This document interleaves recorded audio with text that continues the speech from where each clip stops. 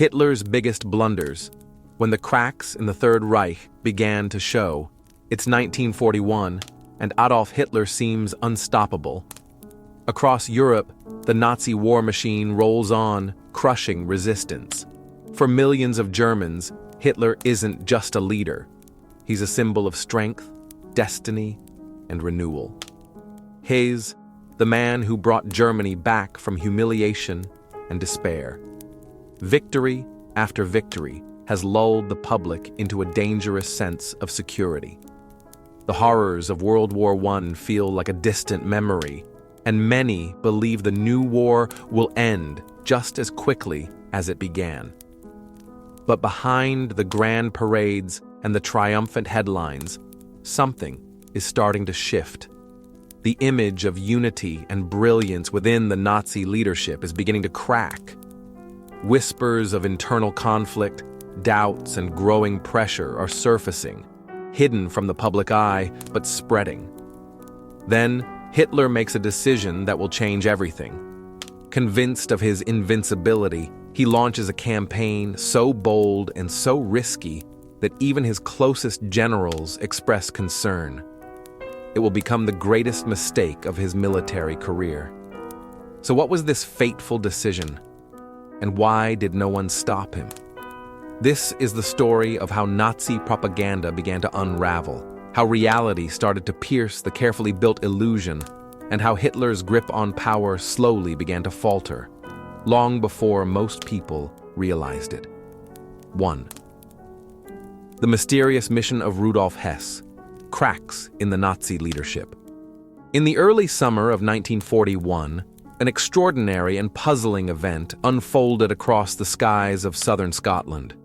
A lone German officer parachuted into a quiet field, promptly captured by a startled local Home Guard patrol. The man was swiftly transferred to London, where British intelligence began a rigorous interrogation. At first, British authorities were baffled. Who was this high-ranking German officer? And what on earth was he doing launching a solo mission into enemy territory during wartime? The mystery deepened as the identity of the man was confirmed. He was none other than Rudolf Hess, Adolf Hitler's longtime confidant, the deputy Führer of Nazi Germany, and a prominent figure in the Nazi Party since the 1920s. Hess had been a key part of Hitler's inner circle from the early days of the movement. As Hitler's personal secretary and close political associate, he was considered one of the regime's foundational figures. His presence in Britain under such strange circumstances sent shockwaves through the British establishment.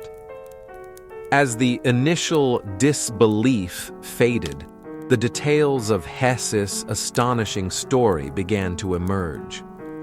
According to him, his flight to Britain was not a defection in the traditional sense, nor was it an act of espionage or sabotage. Instead, he claimed to be on a personal secret mission, one aimed at brokering peace between Britain and Germany. The claim seemed ludicrous.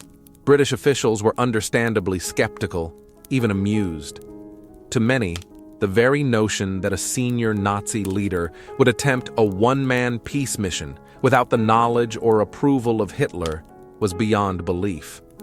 However, as the interrogations progressed and intelligence pieced together the broader context, a far more complex and revealing narrative unfolded. Hess' true motivation appeared not to lie in any altruistic hope of ending the war, but rather in internal power dynamics festering within the upper echelons of the Nazi regime. Over time, he had grown increasingly isolated within the Nazi leadership. With new figures like Martin Bormann and Heinrich Himmler rising in influence, Hess saw his own position as Hitler's closest ally slipping away. Convinced that a daring diplomatic triumph could elevate him back into Hitler's inner circle, Hess took matters into his own hands. His vision was that a successful peace proposal with Britain would restore not only his status, but also reaffirm his indispensability to the Führer. It was a desperate gamble, one born out of personal ambition and internal insecurity, rather than genuine political strategy or humanitarian concern.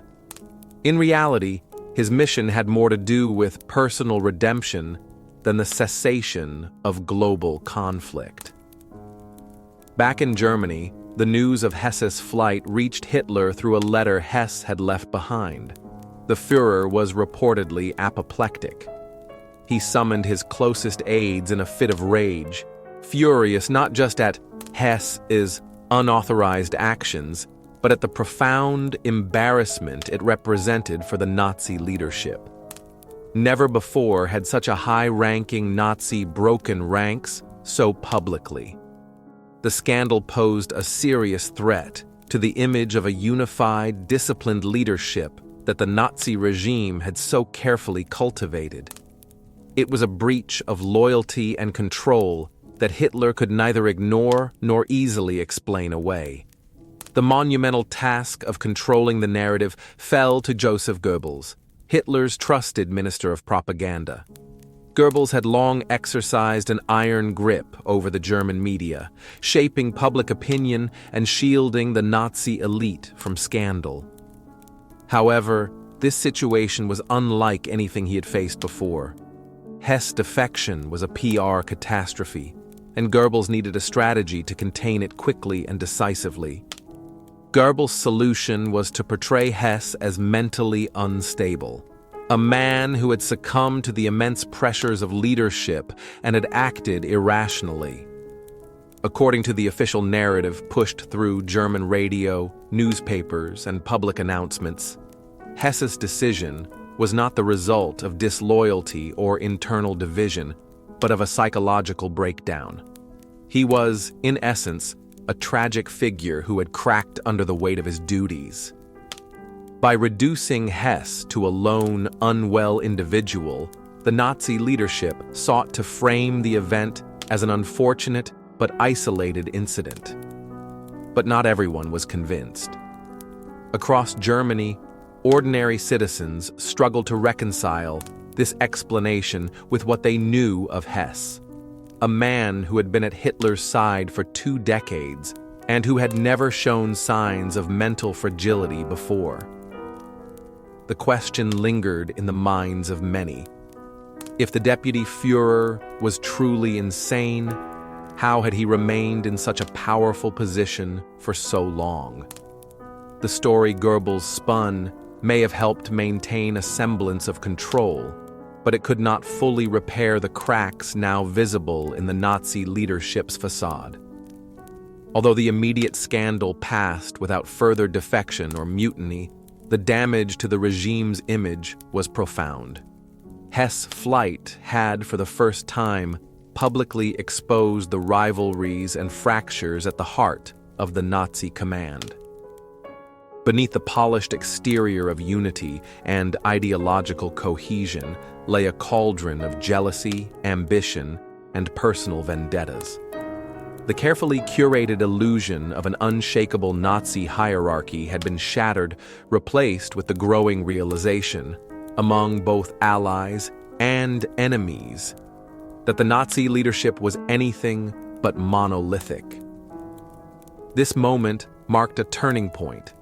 What began as a bizarre solo flight ended as a symbol of something much greater: the vulnerability of a regime obsessed with control, and the personal insecurities that even its most senior members could not escape. Hess had not just exposed himself, he had inadvertently lifted the veil on the internal dysfunctions of the Third Reich, a revelation that would only grow more apparent as the war dragged on and Hitler's grip on power tightened in the face of growing dissent and disarray. 2. The illusion of victory, Hitler's invasion of the Soviet Union and the harsh reality of Operation Barbarossa. In the sweltering summer of 1941, Adolf Hitler unleashed a campaign he had long vowed to carry out: the invasion of the Soviet Union. For Hitler, this wasn't merely a military operation. It was the ultimate ideological crusade, the embodiment of beliefs he had preached since the raucous, hate-fueled days in Munich's beer halls. This was a battle not just for land, but for the soul of Europe, a final showdown between Nazism and communism. Hitler believed it was a matter of survival. Either Germany destroyed Soviet Bolshevism, or Stalin's forces would one day overrun and annihilate the German people. This ideological war had also been detailed in Mein Kampf, the book Hitler had penned during his imprisonment in the 1920s. In it, he argued passionately for Lebensraum, living space, a vast expanse in the East where the German people could expand, thrive, and dominate. That land, according to Nazi ideology, was inhabited by so-called inferior races, Slavs, Jews, and others whom Hitler viewed as subhuman.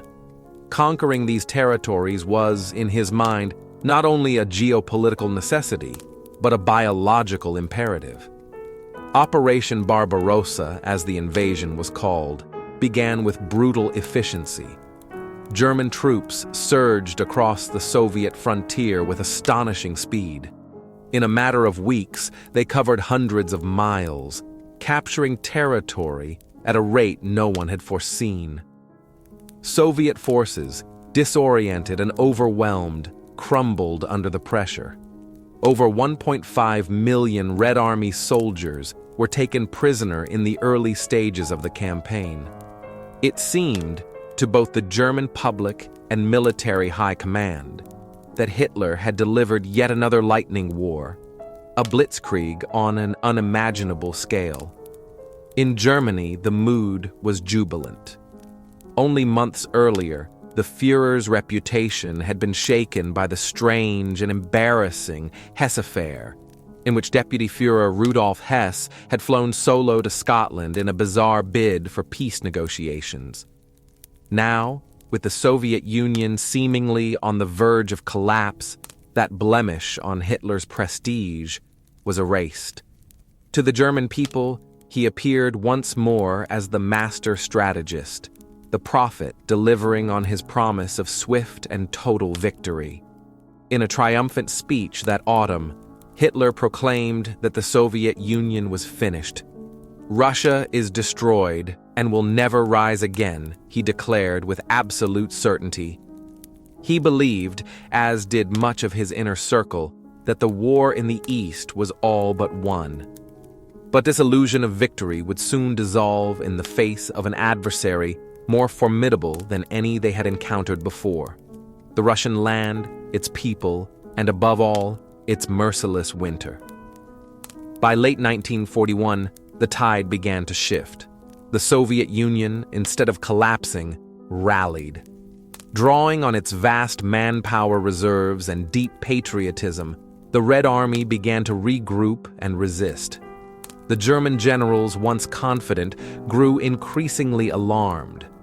The size of the Soviet Union was not just daunting, it was disorienting. One general, awestruck by the endless terrain, reportedly exclaimed, "Christ, isn't this country big?" The logistical nightmare was becoming apparent. Supply lines were stretched thin across the endless Russian steppes.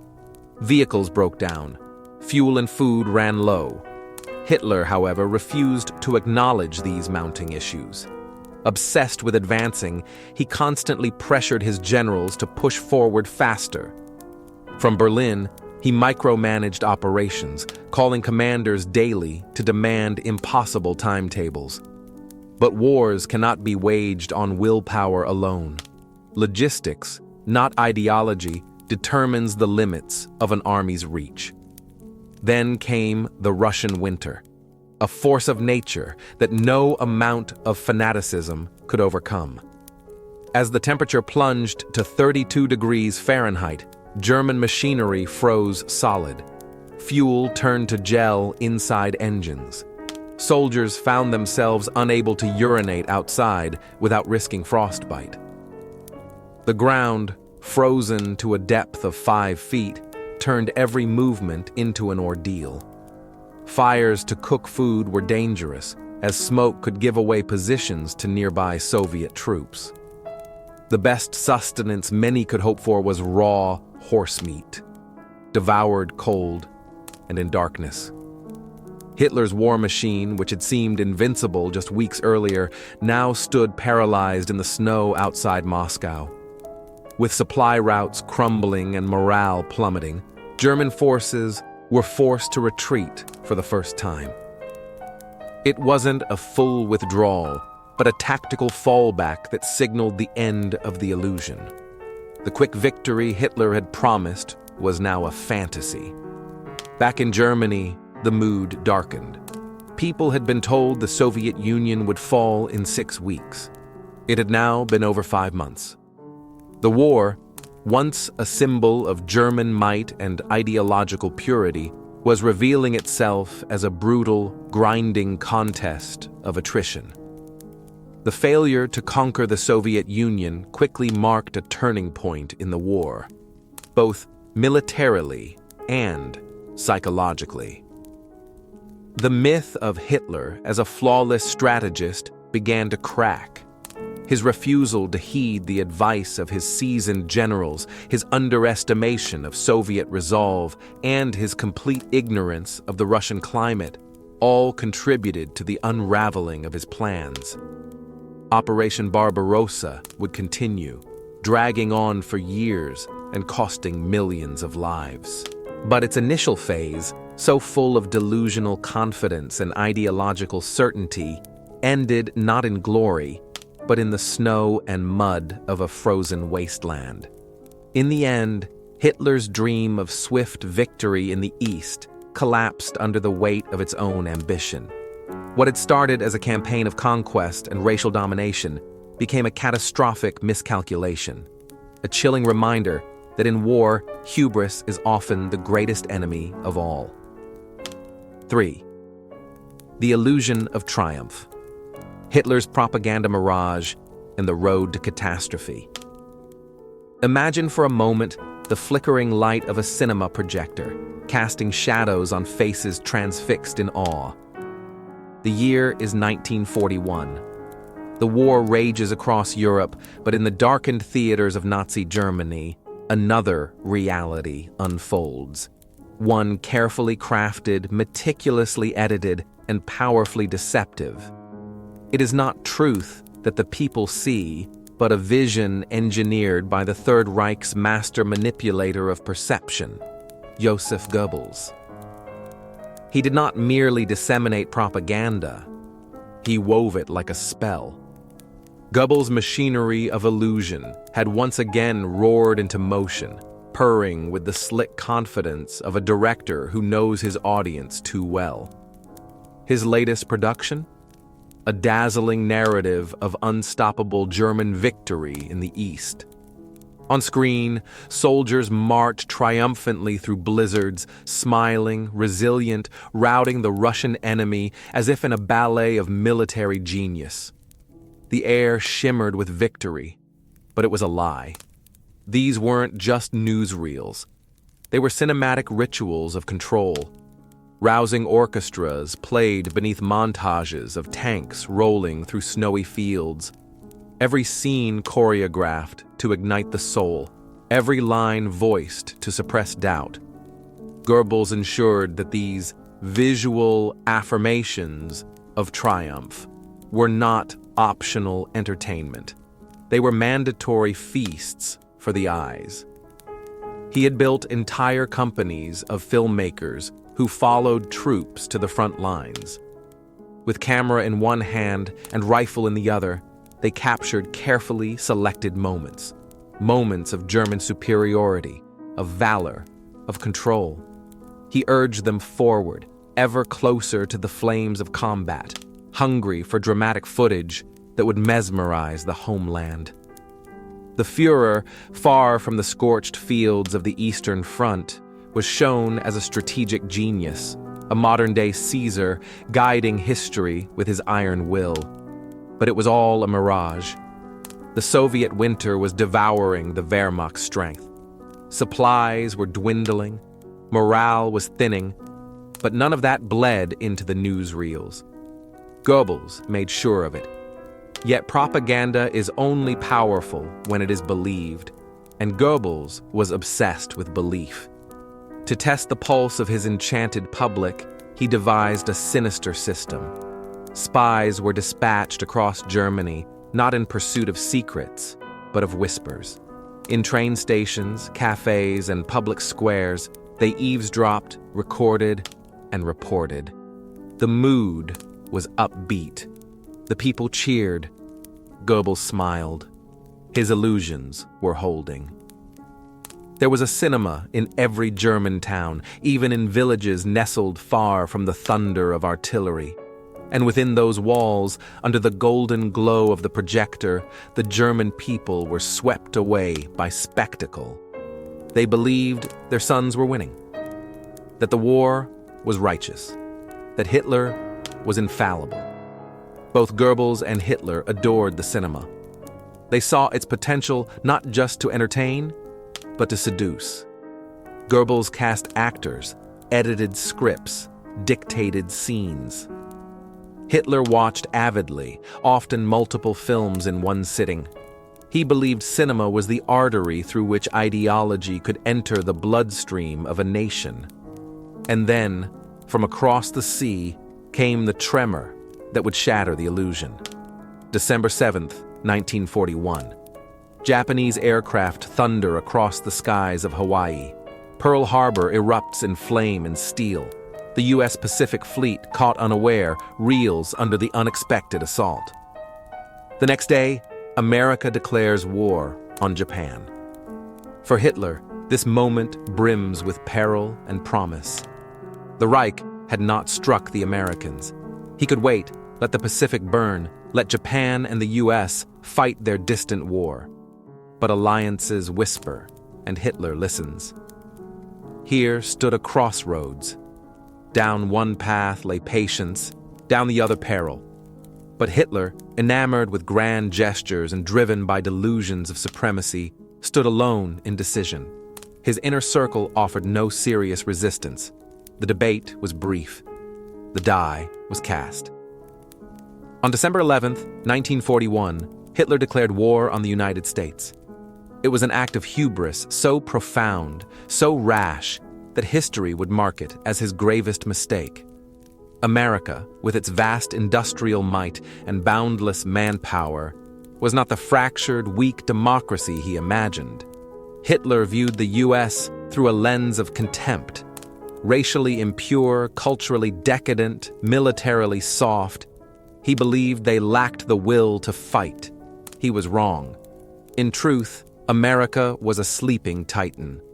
Its factories were already humming with wartime energy. Its people, shocked and enraged by Pearl Harbor, rallied with a unity Hitler had not foreseen. Roosevelt, now armed with the moral high ground, mobilized a war machine unlike any in history. Germany, already struggling in the Russian winter, now faced a new colossus, an adversary with oceans of steel, rivers of oil, and an unbreakable industrial spine. The war was no longer a European affair. It had become a global cataclysm. Back home, Goebbels worked furiously to frame the new conflict as part of a righteous crusade. America, he told the people, was controlled by Jews and capitalists.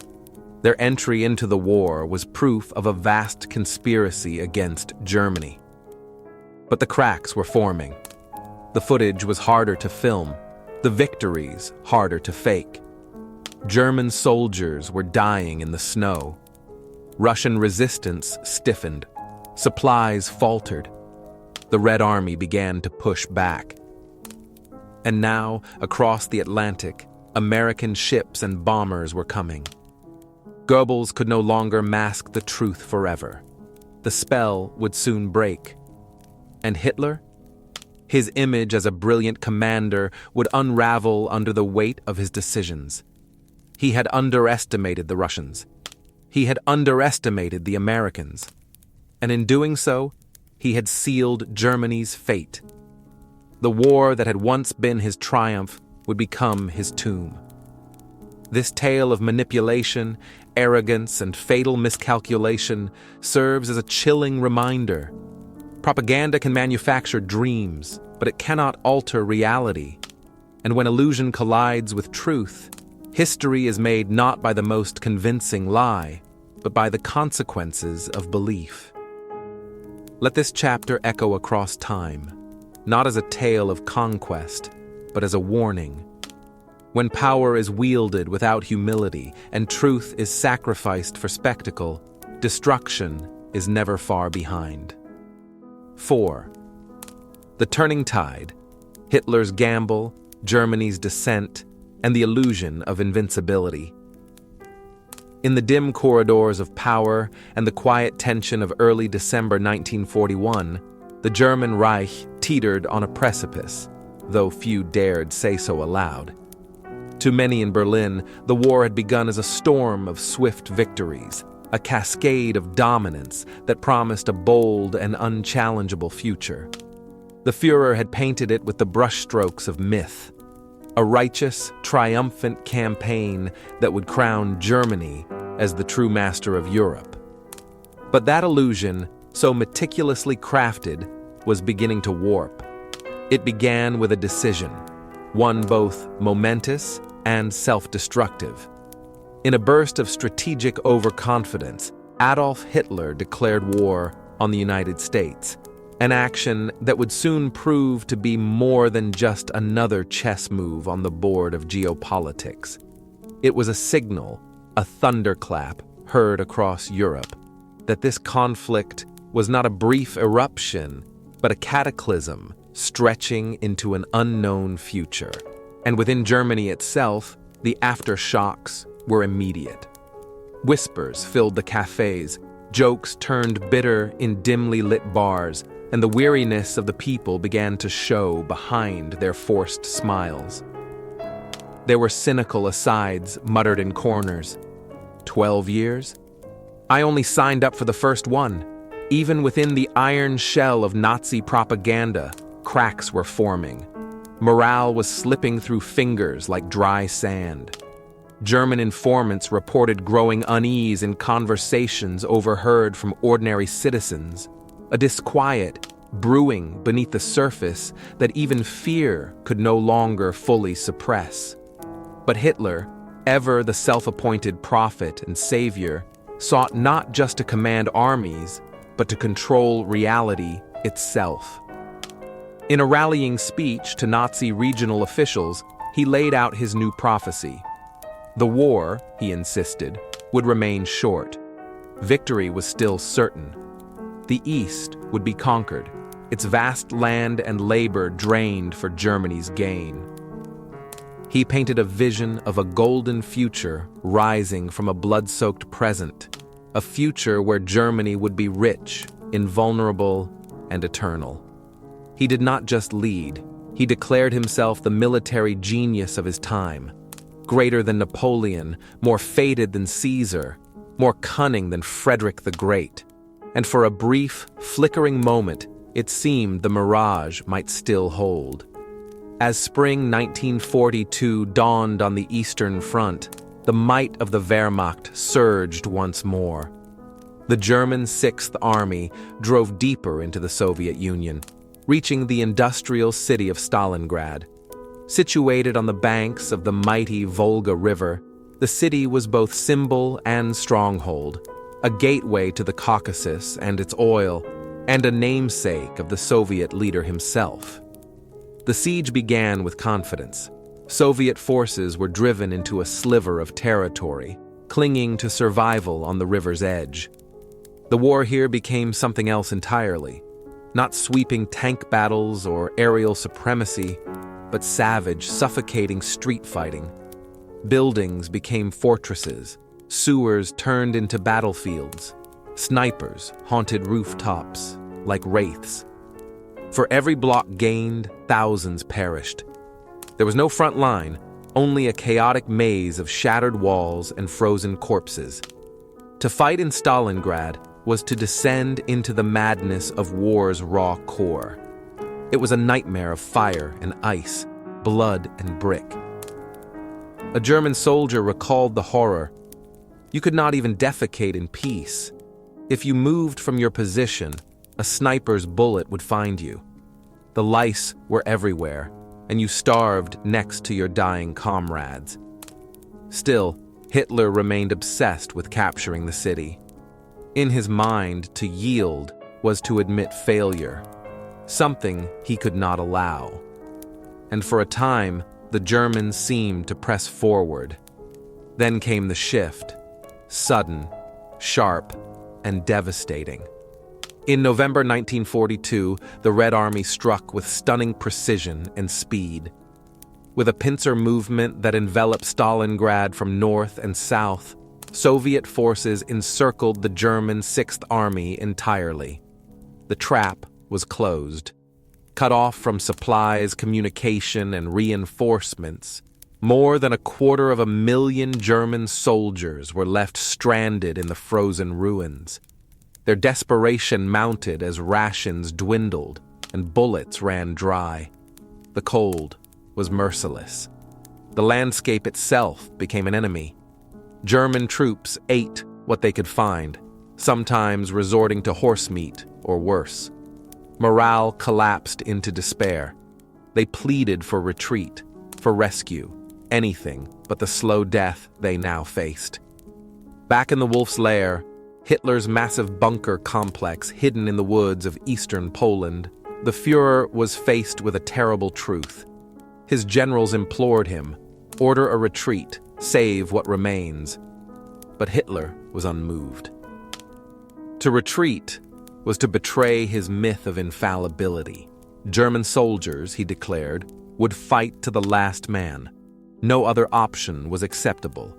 Then entered Hermann Göring, once a daring fighter pilot of the First World War, now the Reichsmarschall and head of the Luftwaffe.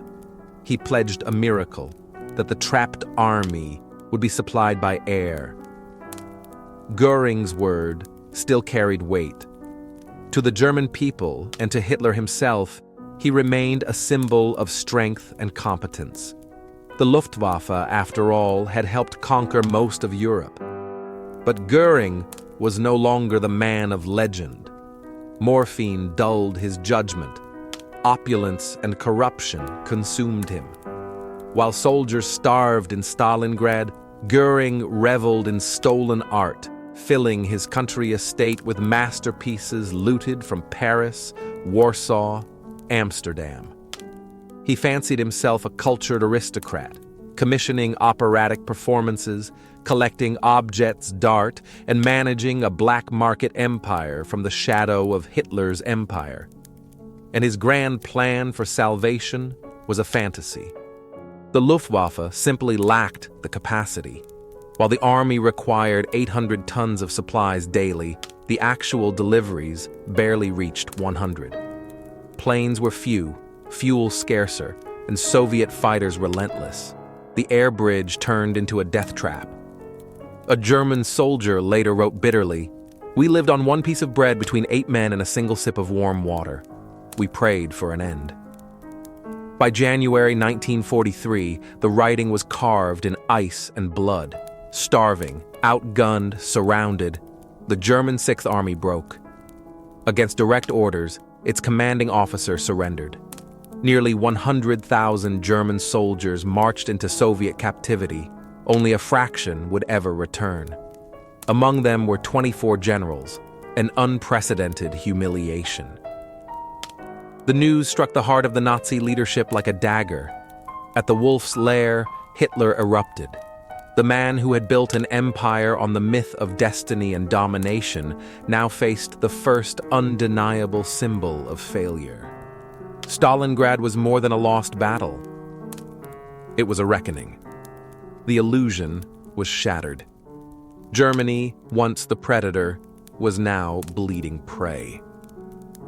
For the German people, the truth could no longer be hidden. Their sons were dying in a war that was no longer victorious, nor just, nor winnable. And for Hitler, it marked the beginning of a long, slow descent, not just in battlefields, but in the hearts of those who once followed him with blind devotion. 5. whispers of collapse, the voice that redefined defeat. It begins not with a shout, but with a whisper. A shift in the current, silent but unmistakable. In the heart of Germany, beneath the echoing fanfare of a war once painted in hues of triumph and inevitability, the fabric of certainty begins to unravel. It's no longer about quick victories or the gleam of parades. It is about survival, and survival demands a new kind of story. The man chosen, once again, to weave that story is Joseph Goebbels. Not by chance, but by function, Goebbels had long been the voice that molded fear into faith, despair into steel. He was not merely a propagandist, he was a conjurer of visions, an alchemist of perception. And now, in 1943, as Stalingrad falls and the myth of invincibility lies shattered in Russian snow, Goebbels is summoned to perform his darkest, most persuasive work yet. This time, the audience will not be asked to rejoice. They will be asked to endure. And Goebbels must make them believe not in glory, but in agony itself. The death of blitzkrieg dreams. The early years of the Second World War had offered Germans a thrilling illusion that the Reich would rise effortlessly, sweeping aside resistance in a matter of months. Poland had fallen in weeks. France collapsed in mere days. These were not wars, they were demonstrations. The Nazis had promised lightning warfare, and the lightning struck fast. But the Eastern Front was a different beast. In the vast frozen steppes of the Soviet Union, that dream was annihilated. The defeat at Stalingrad in early 1943 was not merely a military loss, it was a psychological rupture. For the first time, ordinary Germans were confronted with the unbearable truth. This war would not be short. It would not be easy, and it might not be won. Morale at home began to falter. The ecstatic patriotism of 1939 had long cooled into anxiety. Rumors of mounting casualties circulated. Cities were battered by Allied bombs. Rationing grew stricter. The sense of German superiority, so carefully cultivated, was now under siege. What was needed was not a reaffirmation of confidence. That illusion was broken.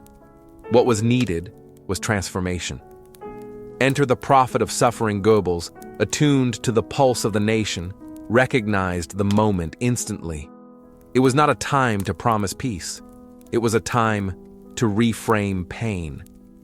He began not with facts, but with symbols. Not with strategy, but with myth. Out went the rhetoric of rapid conquest. In came the cult of struggle, an invocation of German endurance, of historic suffering turned into virtue. This was no longer a war to be won quickly.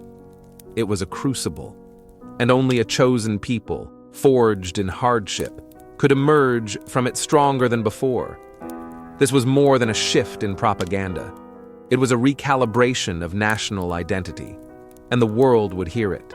On February 18, 1943, in the Sportpalast in Berlin. Do you want total war? It is perhaps one of the most chilling orations ever delivered by a state official. Under a vast banner that read "Total War, Shortest War," Goebbels took the stage before 14,000 tightly packed, fervent listeners. The atmosphere was not merely political, it was ritualistic. Every word was a spell, designed to inflame and inspire. Gone was the language of victory parades. Instead, Goebbels appealed to something primal: fear, honor, survival, vengeance. The crowd, composed of hand-picked Nazi loyalists, roared in unison, each shout designed to echo far beyond the hall's stone walls. He built the tension methodically, slowly, question by question. Do you want total war? Yes. Do you want a war more total and radical than anything you can even imagine? Yes! The answers thundered, not because they were spontaneous, but because they were rehearsed. The entire spectacle had been engineered for impact, to transmit one clear message to every home and every soldier. Germany would not break. It would burn if necessary, but never break. Behind the roar, a deeper threat. But beneath the noise lay something darker. This speech was not merely about morale. It was about control. Goebbels, master of double meaning, had another message embedded in the applause. A nightmare vision of the world if Germany lost. He painted images not only of battlefield defeats, but of total annihilation. German women raped by Bolsheviks. Children torn from homes. Entire villages exiled to the frozen gulags of Siberia, culture erased, bloodlines ended. This was not hypothetical. It was constructed, brutal storytelling meant to anchor obedience in existential terror. The logic was simple. If we lose, we vanish. The appeal to emotion was absolute. There was no room for debate or even nuance. It was all or nothing. Resistance in the shadows. Yet even in this climate of fear and fevered nationalism, the seeds of resistance had begun to bloom. In Munich, a small, luminous pocket of courage took root in the form of the White Rose Group. Composed of university students and a few brave professors, they defied the regime not with guns or bombs, but with words. Their weapons were leaflets, plain typed sheets of paper denouncing Hitler and calling for moral awakening. They dared to scrawl graffiti on university walls: Hitler, mass murderer, freedom. These were not grand gestures. They were dangerous whispers in the night. But that's what made them powerful. In a system that controlled every word, even the word freedom became revolutionary. The cost was swift and brutal. The Gestapo crushed the White Rose within weeks. Its members were arrested, tortured, and executed, some by guillotine. But the echo of their defiance lived on, proof that even under a totalitarian regime that punished the slightest dissent with death, conscience could still breathe. The beginning of the end. The paradox of Goebbels' success was that it revealed how fragile the Reich had become. The louder the propaganda, the more desperate the truth. Behind every cheer in the Sportpalast was a silence creeping across the rest of the country, a silence filled with doubt, hunger, and loss. By 1944, even the most loyal Germans could no longer ignore the growing cracks. Allied bombings intensified. The front lines receded. The total war Goebbels had demanded became a reality, and the people he had inflamed were left to live out its consequences. In that sense, the speech that had been meant as a rallying cry came to signify when Joseph Goebbels stood before his people and shouted, "Do you want total war?" He was not simply asking for more sacrifice. He was demanding transformation, of war into destiny, suffering into virtue, and propaganda into gospel. For a time, it worked. But beneath that manufactured consent, voices like the White Rose proved that even in the darkest corners of engineered belief, truth still found a way to speak. And it is often those quiet voices, not the thunderous applause, that echo longest in history. 6. The turning tide, how America's entry changed the course of WWII. By the middle of World War II, everything was starting to shift. For years, Nazi Germany had stormed across Europe almost without challenge, taking over country after country. Hitler's armies had seemed unstoppable. But in the background, far across the Atlantic Ocean, something huge was brewing. Something that would change everything. For 18 months, the United States had been building up its military strength at an astonishing pace. Though the war had started in Europe in 1939, The US didn't officially join until late 1941, after the attack on Pearl Harbor. Once involved, America didn't hesitate. With unmatched industrial power and seemingly endless resources, it shifted into full wartime mode. Factories that once made cars started rolling out tanks by the thousands. Airplane production ramped up at record speeds. Even typewriter factories were retooled to make machine guns. This wasn't just impressive, it was overwhelming. Germany, which had counted on maintaining control through speed and aggression, now faced an enemy that could outproduce it in every way. For the German people and military leaders, the results were deeply worrying. American troops joined the British in North Africa and helped deliver a crushing blow to Axis forces there in the early summer of 1943. Soon after, the Allies crossed the Mediterranean and invaded Italy, something the Germans had not expected to happen so soon. This move shook the German military command, who suddenly realized that the United States wasn't just a distant power anymore. It was now striking at the heart of Europe.